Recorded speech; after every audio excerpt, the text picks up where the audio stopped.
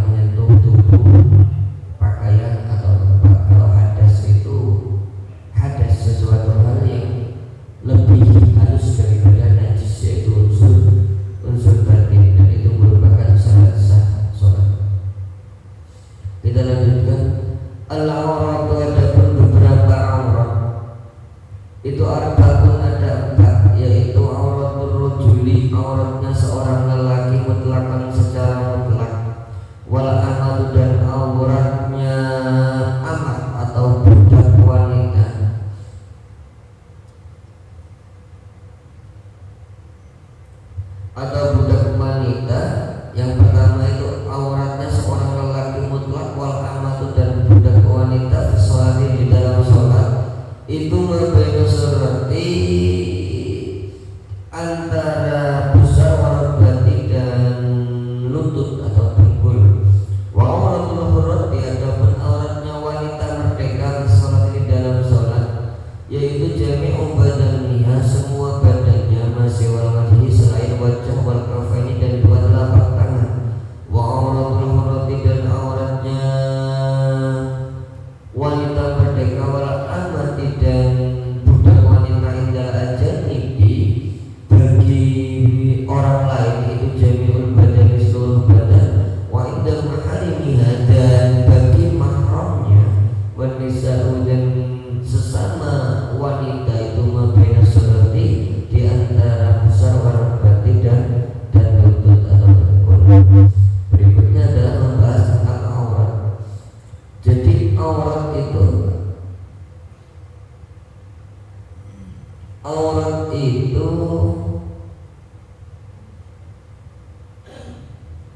adalah perkara yang wajib ditutup ya. Aurat itu perkara atau anggota badan yang wajib ditutup atau tidak boleh terbuka. Yaitu ada empat golongan. Yang pertama yaitu auratul rajuli, auratnya seorang lelaki mutlak ya, seorang lelaki benar-benar seorang lelaki, wal amati dan budak wanita. Jadi yang dimaksud dengan amat budak wanita itu kalau zaman sekarang sudah jarang ya, walaupun ada masih ada. Contohnya seperti di Jakarta itu ya, sebenarnya banyak budak wanita ini, karena di Jakarta itu banyak orang tua itu yang menjual anaknya sendiri. Ada kasus orang tua yang menjual anaknya sendiri, cuma terselubung. Mudah-mudahan lulusan Maida tidak ada. Auratnya seorang lelaki dan budak wanita di dalam sholat itu adalah antara pusar dan lutut. Jadi ketika seorang lelaki atau budak wanita itu bukan wanita merdeka. Jadi yang disebut dengan budak itu adalah seseorang yang tidak memiliki hak atas dirinya sendiri. Jadi hak dia itu atas hak tuannya. Contohnya seperti siapa? Salah satu contohnya ini adalah ya, nenek moyang kita ini pada masa penjajahan Hindia Belanda. Jadi Hindia ini kan pernah dibuat oleh orang-orang Belanda, dan ini perkara budak ini sering digunakan oleh orang-orang kafir untuk mengatakan bahwa Islam itu buruk, Islam itu menghalalkan perbudakan. Padahal ini suatu budaya. Justru Islamlah yang mengajarkan bagaimana adab-adab untuk seorang budak. Islamlah yang mengajarkan, yang menyunahkan untuk memerdekakan budak. Ya. Jadi budak-budak itu hukum budak, hukum al-abdu dan ammah itu sudah ada dari sejak zaman dahulu kala sebelum adanya Islam, dan itu termasuk kepemilikan harta. Gak usah kita pikir-pikir jauh, salah satu Rasul Allah yang pernah menjadi budak itu siapa? Nabi Yusuf alaihissalam. Nabi Yusuf itu pernah menjadi budak. Budaknya seorang pejabat atau konglomerat Mesir, yang mana pada saat itu seorang Yusuf dibuang oleh saudara-saudaranya, ya kan? Dijemurkan ke sumur dan kemudian ditemukan oleh pedagang jalanan, ya. Dan akhirnya Yusuf masuk ke pasar budak di kota Mesir. Nah, maka hukumnya Yusuf itu seorang budak. Nabi Yusuf itu pernah menjadi seorang budak. Dan kemudian jadi budak-budak itu sudah ada sejak masa orang terdahulu, yaitu khususnya orang-orang Yahudi. Dan pada masa dahulu memang budak-budak itu dilegalkan. Kalau sekarang itu seolah-olah saja ilegal, padahal yang dibalik semuanya itu masih ada. Ya, jadi seperti kasus-kasus TKW Indonesia ini yang di Arab Saudi, hati-hati Pak, kadang-kadang itu perlu dipertanyakan akadnya dengan orang Arab itu seperti apa, akadnya dengan orang-orang Arab sana. Karena orang-orang Arab sana kita tidak tahu akadnya, karena mereka di sana masih berpikir bahwa budak itu diperbolehkan di dalam agama, baik agama Yahudi, Nasrani dan Islam, dan itu memang hukumnya memang ada sudah dari sejak zaman dahulu. Dan seolah-olah mereka yang mengklaim itu yang menghapuskan budak-budak adalah orang-orang Yahudi. Dan itu suatu kebohongan. Justru pada masa dahulu itu orang-orang Yahudi itu memperlakukan budak itu sangat tidak senonoh dan tidak manusiawi.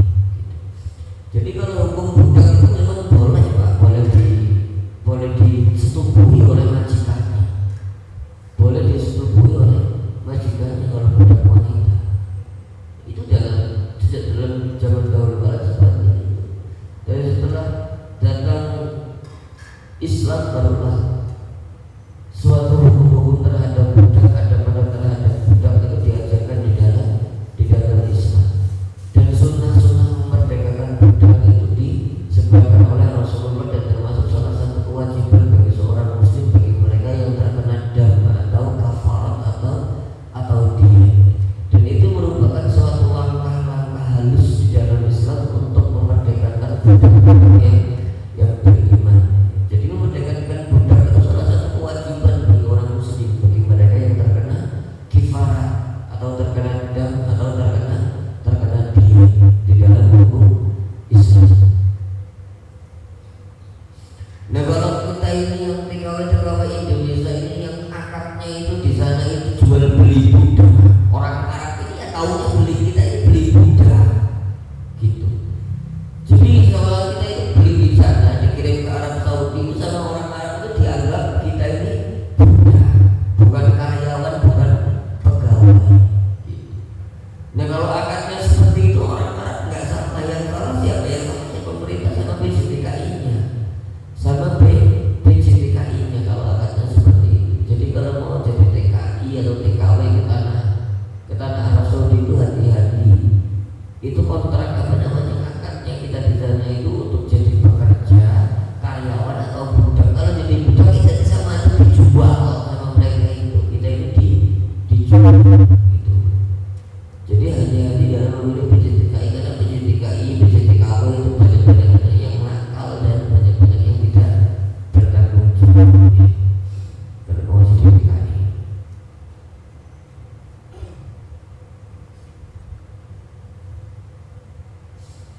Jadi berbeda Pak, auratnya seorang wanita, tetapi wanita hamba sahaya atau wanita budak dengan wanita merdeka itu berbeda.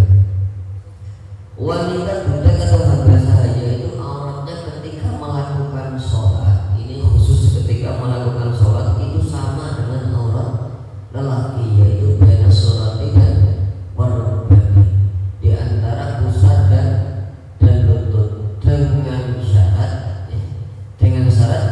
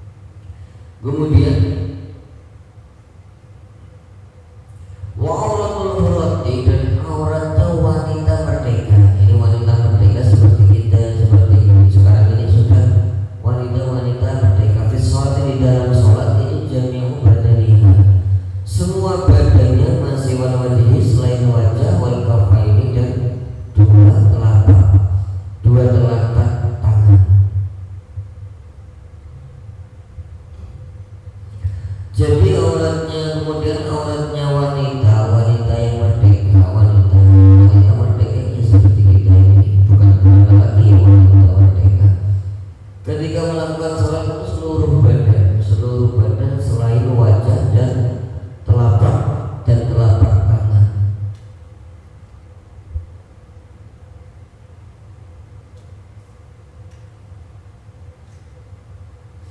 Selain wajah dan telapak tangan itu wajib tertutupi di dalam sholat. Wa'uratul aurati wal amati, berikutnya auratnya wanita merdeka wal amati dan budak wanita indal ajanibi bagi orang lain ini maksudnya yang bukan muhrim, Pak, yang bukan muhrim yaitu jami'ul badan, semua badannya. Jadi wanita ini semua badannya bagi orang lain itu adalah aurat, ya, adalah aurat atau wajib ditutupi. Jadi tidak boleh kita membuka-buka aurat, wanita membuka-buka aurat di depan lelaki orang lainnya sampai kelihatan lekuk-lekuk tubuhnya, apalagi terbuka. Itu ya hukumnya itu derajatnya itu lebih rendah daripada seorang budak. Sudah wanita merdeka senangnya pamer aurat, jadi derajatnya lebih rendah daripada seorang budak. Jadi jangan sampai, karena wanita itu di dalam Islam itu berbeda. Wanita itu Islam itu memuliakan wanita, karena pada masa sebelum Islam itu wanita itu jadi anggap seperti apa ya? Seperti gak ada harganya. Justru karena dalam Islam lah suatu hukum adat ya itu diatur di dalam Islam. Kemudian wanita maharimiha yang keempat itu auratnya seorang wanita merdeka dan seorang budak wanita. Wanita hamaria bagi mahramnya atau bagi muhrimnya, wanisa dan bagi sama wanita itu memberi seperti warubati, yaitu antara lutut dan pusat. Jadi semua wanita kalau sama-sama wanita nggak ada laki-laki itu auratnya itu antara lutut dan itu selain lutut dan pusat, antara lutut dan pusat itu maksudnya dari lutut ke bawah dan pusat ke atas. Lutut sampai pusat ini harus ditutup. Kalau sesama buka-buka sama wanita gitu nggak apa-apa, tapi nggak boleh buka-buka di sesama samping lelaki yang bukan mahramnya. Tapi lelaki kalau dia itu mahramnya itu sama, yaitu antara lutut dan pusat itu auratnya. Kemudian kita lanjut fasbab suatu fasal tentu arkan sholat, ada beberapa rukun sholat. Rukun sholat itu maksudnya fardhu sholat itu seba'ata asyara, ada 17.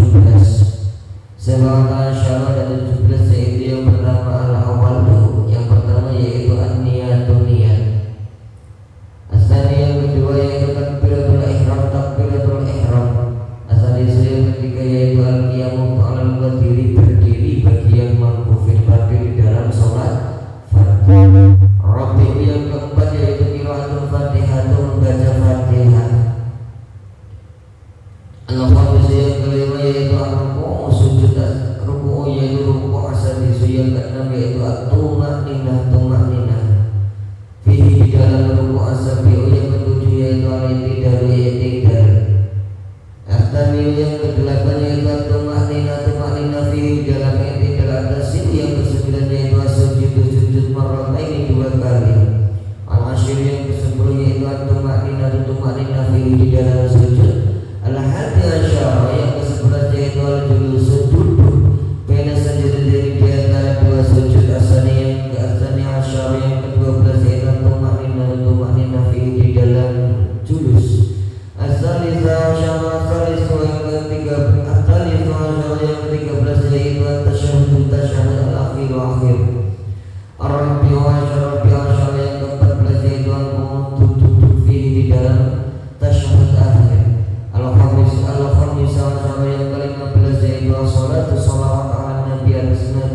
dalam tasyahud akhir. As-sadis asyara yang ke-16 yaitu assalamu salam, as-sabi asyara yang ke-17 yaitu tertib atau menurut. Saya jelaskan terlebih dahulu, yaitu rukun-rukun sholat. Rukun sholat itu sama dengan fardunya sholat. Rukun dengan fardu itu sama. Itu ada 17. Jadi yang harus diketahui apa itu perbedaan syarat dan rukun. Syarat sama rukun itu bedanya apa? Ya kalau syarat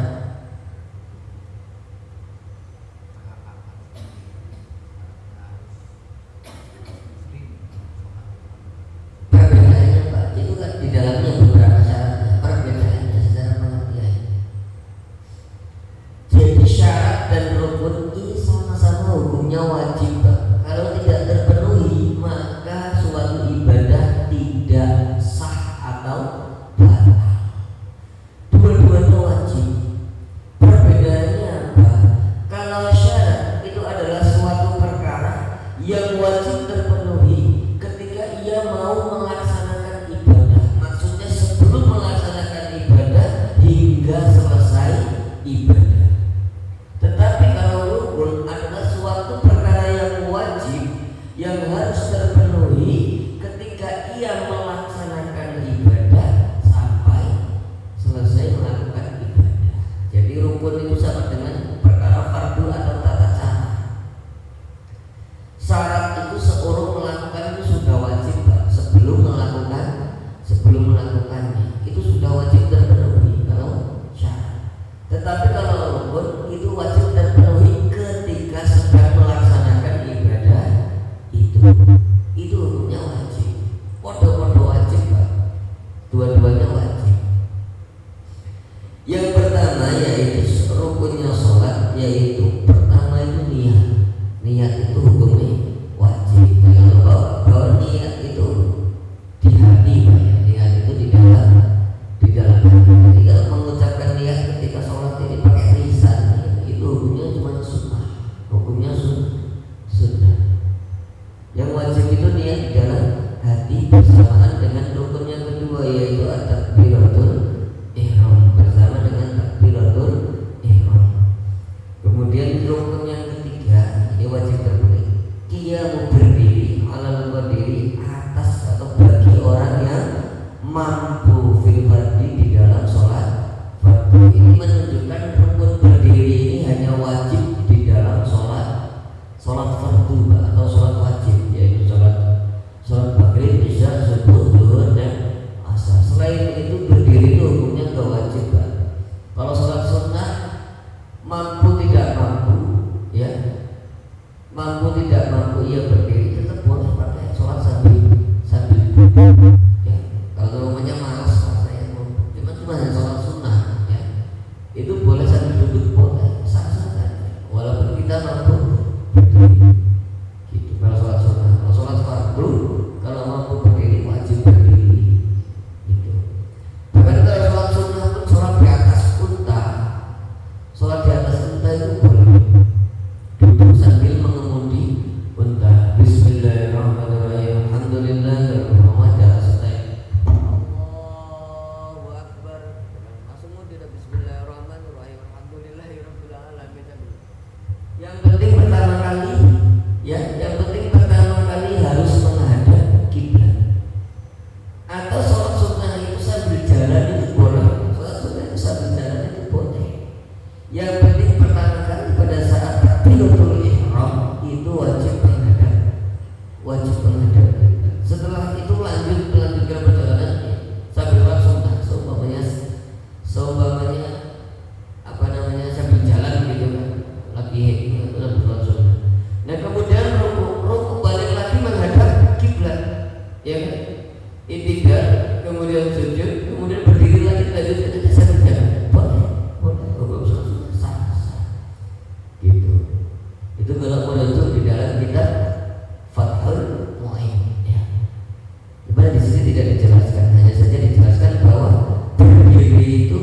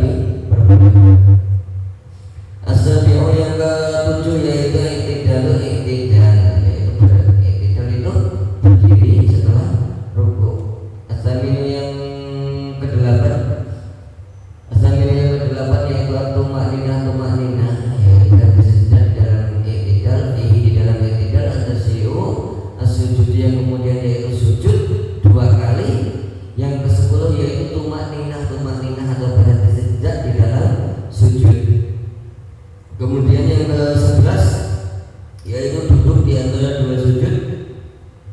Yang ke-12 yaitu tumaninah, berhenti sejenak di dalam julus atau di dalam duduk itu. Yang ke-13 yaitu tasyahud akhir. Tasyahud akhir. Jadi sudah tahu Pak ya, kalau seumpamanya duduknya itu kalau duduk di antara dua sujud itu sama dengan duduk ketika tahiyat awal. Itu namanya duduk iftirash. Sedangkan tasyahud akhir yang rukun yang ke-13 yaitu tasyahud akhir, ya kan? Yang ke-14 yaitu al-qudus, duduk fihi di dalam tasyahud akhir, ya. Berbeda kalau tasyahud akhir namanya duduk tawarruk, ya, duduk tawarruk. Kalau duduk di antara dua sujud dengan tahiyat awal itu sama Pak ya. Ya itu namanya duduk iftirash. Tapi kalau tasyahud akhir atau tahiyat akhir itu namanya duduk tawarruk. Yang ke-15 yaitu as-shalat, membaca sholawat. Jangan lupa membaca sholawat itu hukumnya wajib ya. Orang Nabi di atas Nabi. Membaca sholawat atas Nabi.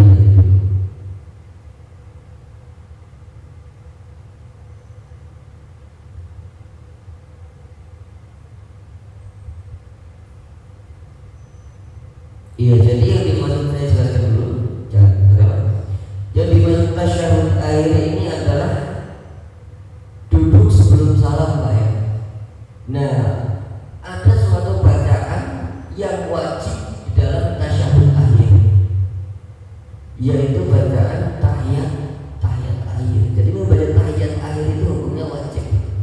Tapi kalau membaca Allahu Akbar kabira itu hukumnya sunnah. Membaca Allahumma ba'id baini itu juga hukumnya sunnah. Tapi kalau tahiyat akhir itu wajib. Nah, bagi yang cukup at-tahiyatu lillah, asyhadu an la